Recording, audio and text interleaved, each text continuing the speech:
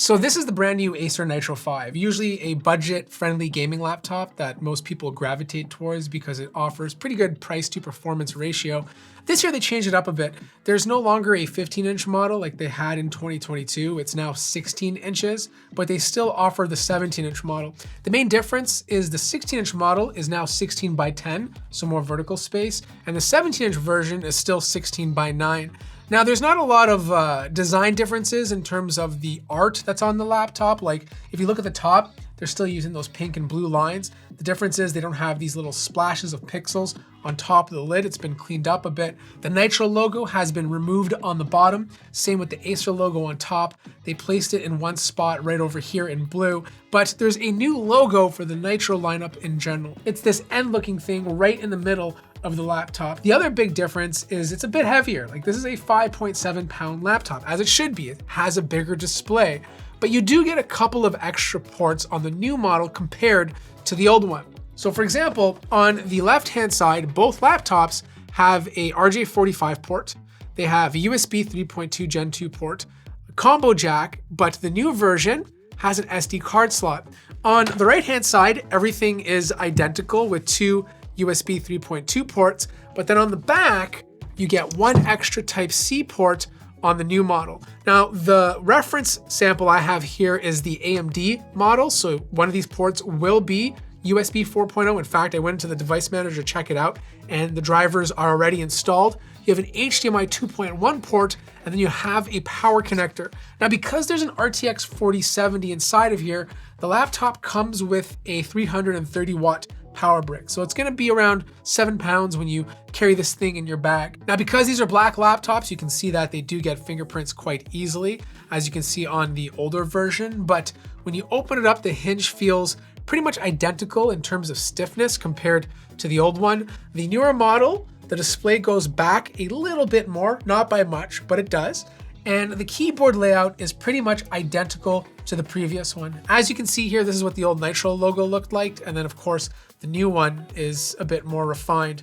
Nitro logo in the bottom middle compared to the old Acer logo on the past model. The big difference though is the touchpad, because the keyboard, the way it feels and types, it's that like rubberized key texture, is the same. It's the touchpad that's significantly bigger, giving you more space to move your fingers around. You have air intake grills on the top, get a bit more on the new version.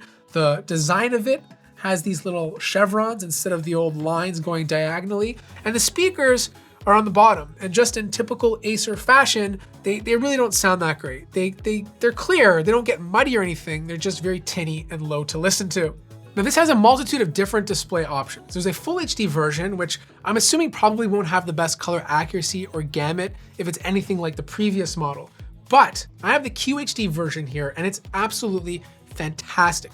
Good color accuracy, good color gamut, good screen brightness. I totally trust this thing for gaming, but also for content creation. Like, it's that accurate that you could use it.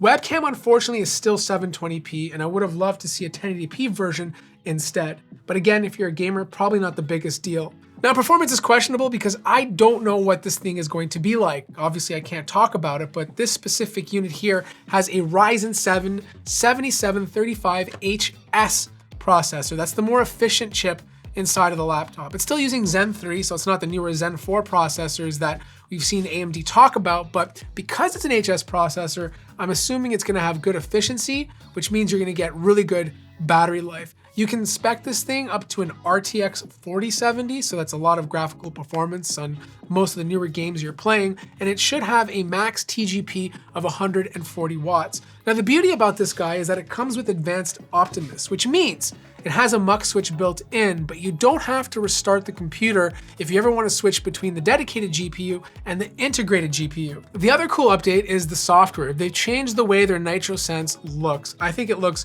way better. I'm digging the copper, orange, and black tones that the software is actually using. You can change all the scenarios on the right-hand side. So if you ever decide to go for eco, obviously you're not gonna get the best performance, but battery life should be significantly improved. And again, because this is using an AMD processor and it's using the HS processor, I'm assuming at least 8 to 9 hours of battery life before needing to charge. And that's just doing like regular browsing and document creation. There is Type-C charging that you could use instead of the power brick if you don't want to carry it with you when you go to class.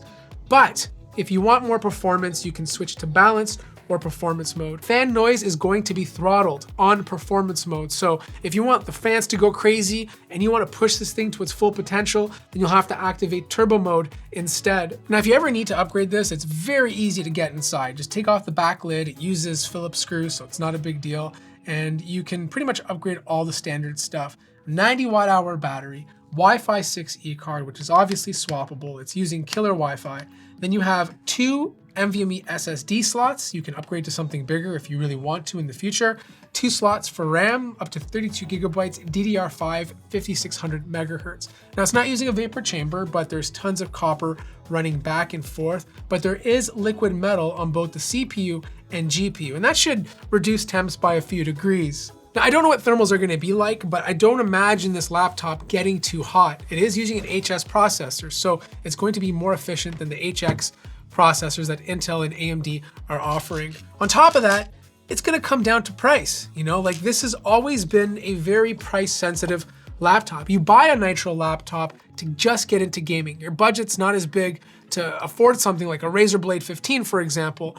But one thing that Acer has been doing every single year is improving the Nitro lineup so that you really do get good price to performance. And if this model is anything in terms of consistency like its previous year, then I think this laptop will continue to be popular going into 2023. Now, obviously, I'm gonna be doing a full proper review when I get a retail unit into the studio. So if you're interested in seeing that, make sure you subscribe to the channel and drop any questions you might have. And I'll do my best to answer as many of them as I can. Like the video if you liked it, subscribe if you haven't already, and I'll see you guys in the next one.